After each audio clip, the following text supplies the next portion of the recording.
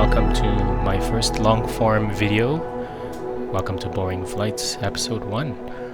And this is just a setup video. What I'm going to do is there's a couple of things I wanted to try out. Number one, just getting into the whole long-form video. So those of you joining me from YouTube and other social media, you would have seen a lot of shorts up until this point. And although I have been recording some of my flights, I haven't really been sharing them. But in this video, depending on where it goes, we're going to see if this makes it to the channel. If you're watching it, then it made it. So I'm going to start this video with the graphics settings that I have, and I'm also going to be tweaking some of my settings with my Airbus Thrustmaster setup, the side stick and the thrust lever, the throttle quadrant, because I've been having some issues with that. So that's what you're going to see in this video. Starting with graphics settings. So I'm running on medium, my computer, so I do have a PC. I don't just do flights on Xbox Series S, although I do enjoy spending my time there because I get to really see what it's all about, and it's a challenge basically trying to get it running. So here's my graphics settings, and I'm going to take you into the sim shortly, but just to show everything, I'm on medium graphics, and so when you look at all the details, there it is. Nothing too exciting. I haven't really played around with tweaking this, but in future videos I'm going to play around with this on PC. On the Xbox, as you know, you can't really do much with the graphics. It is what it is on the Xbox Series S. So let's get started. I want to go into controls here. I do have the Thrustmaster Airbus Quadrant, the throttle and the side stick as you see on screen here. So of course it doesn't show you exactly what it is, but if you look at my shorts you'll see the video.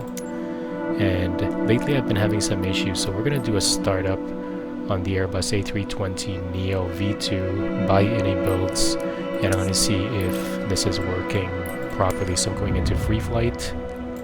I've already got the Airbus A320 selected, and I'm going to be starting at my favorite PHNL Honolulu International Gate 289, and let's get started.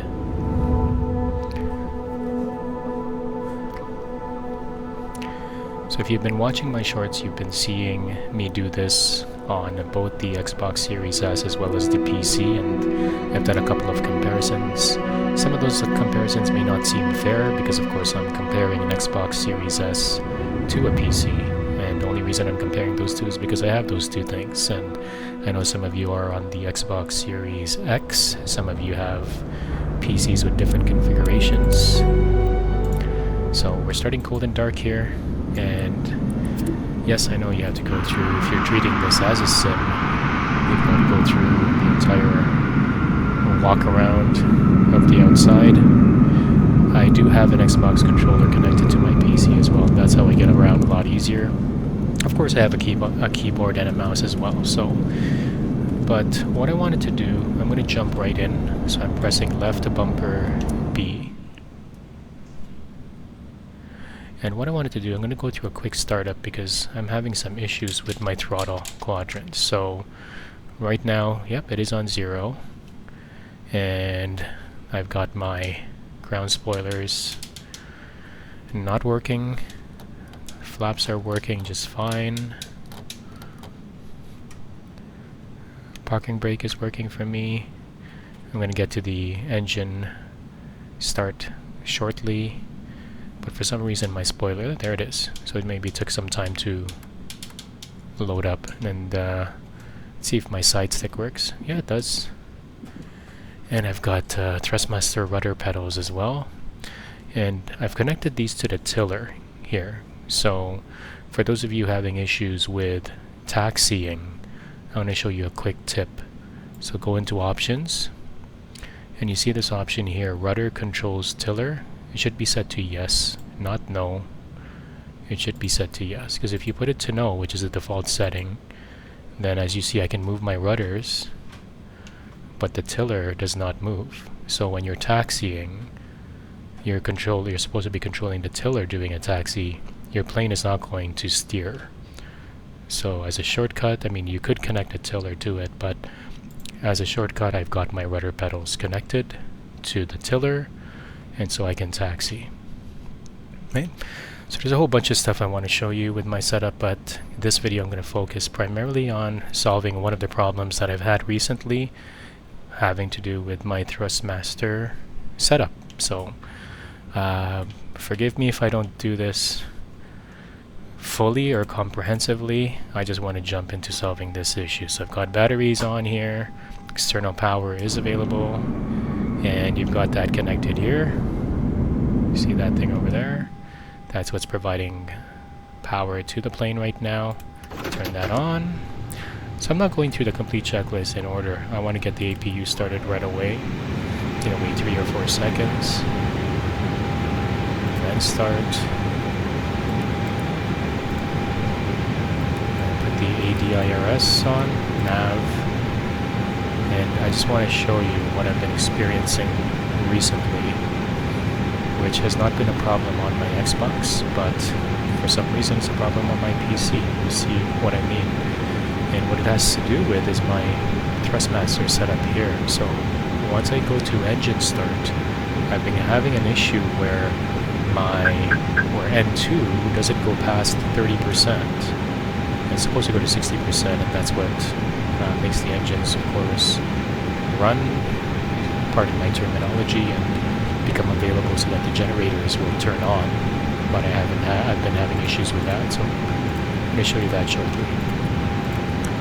Again, I'm sort of kind of freestyling this, so obviously I look forward to some comments where I've missed a couple of things. I'm doing that sort of on purpose because I'm just doing a little bit of a test here. I'm going to commit to doing a flight for you guys in an upcoming video, but I just wanted to show you what some of my issues are here. Now, to be fair to everybody on the ground, I'm going to ask for a pushback anyway. So we're going to sort of go real quick here. APU is available now. APU is this thing here that's going to help us power our engines and supply power to the engines so that we can disconnect the ground external power. So we're going to do that now actually. We're going to turn APU bleed on. We're going to go to the EFB, and on ground services we're going to toggle the GPU.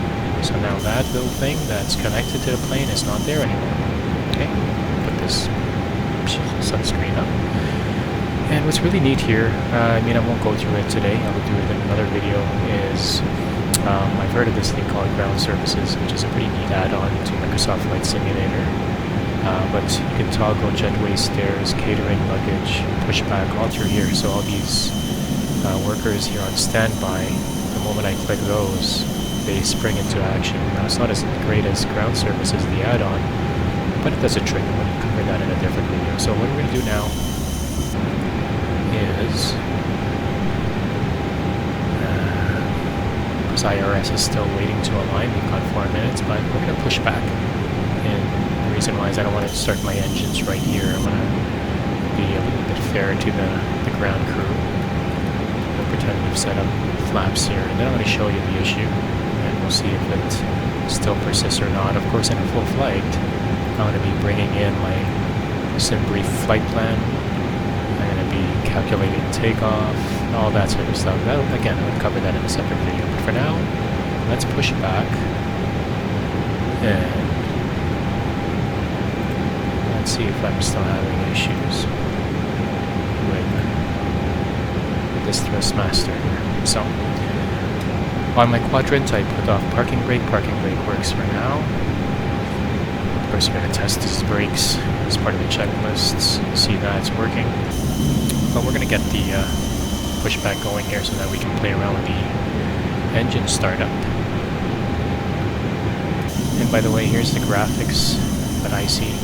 My computer setup, I've got an AMD Ryzen i7 7700 gigabyte RTX 4060 Ti with 8 gigabytes of VRAM, 32 gigabytes of RAM, 1 terabyte solid state hard drive.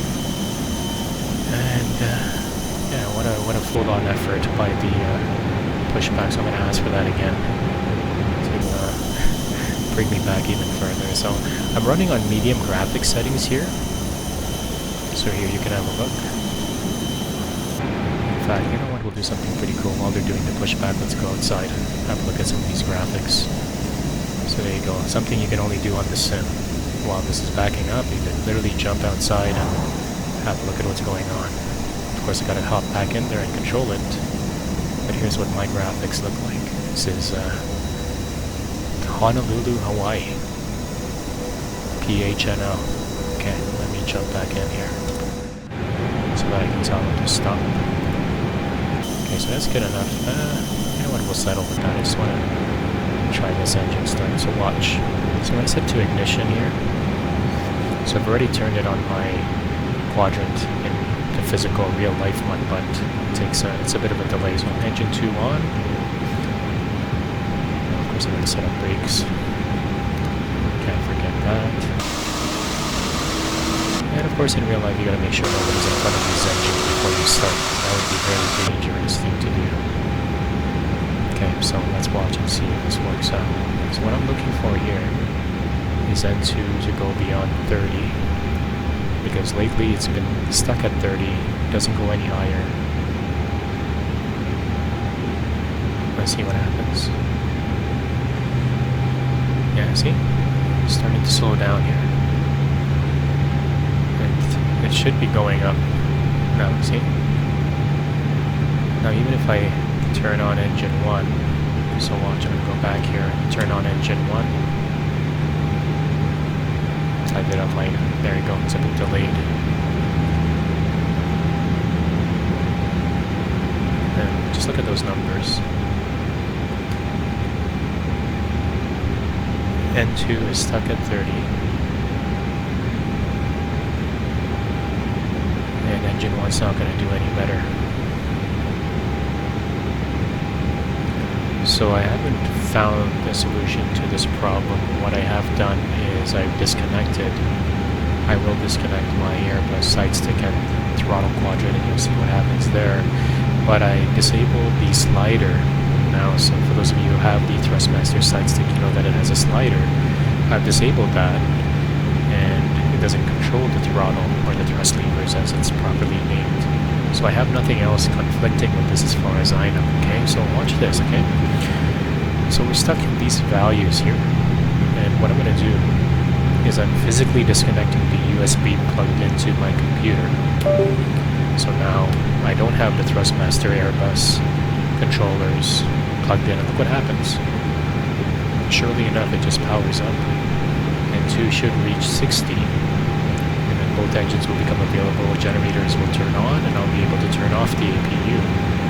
And the plane will be powered by the engines at that point. So once it hits 60, you'll see it available from both of these engines.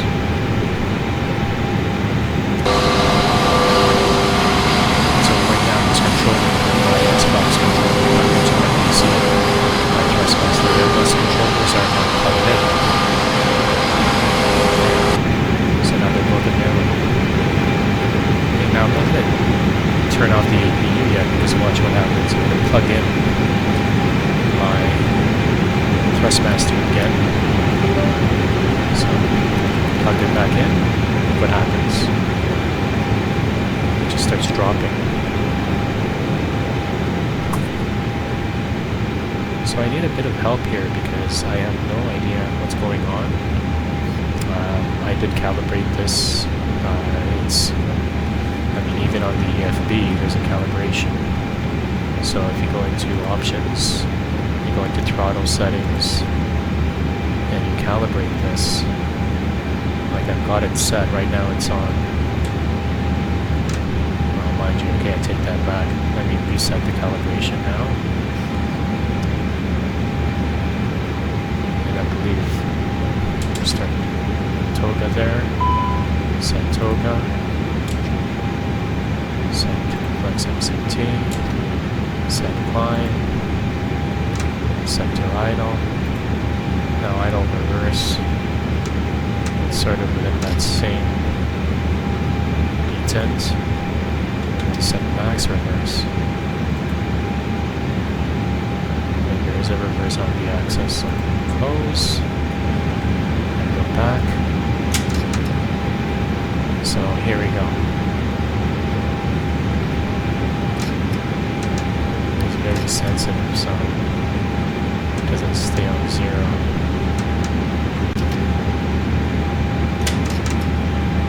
I did the physical hardware calibration of this as well, using the Thrustmaster software.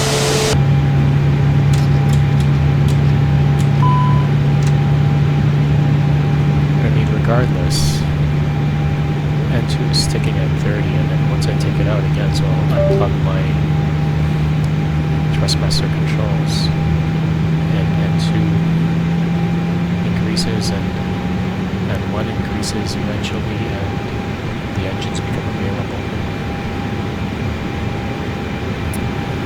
So this is where I need your help. Flight Sim community, Flight Sim fan. Please help me figure this out. Because on my Xbox this is working 100%. In fact, I did flight earlier. It was working just fine on my Xbox Series S with my Thrustmaster controls.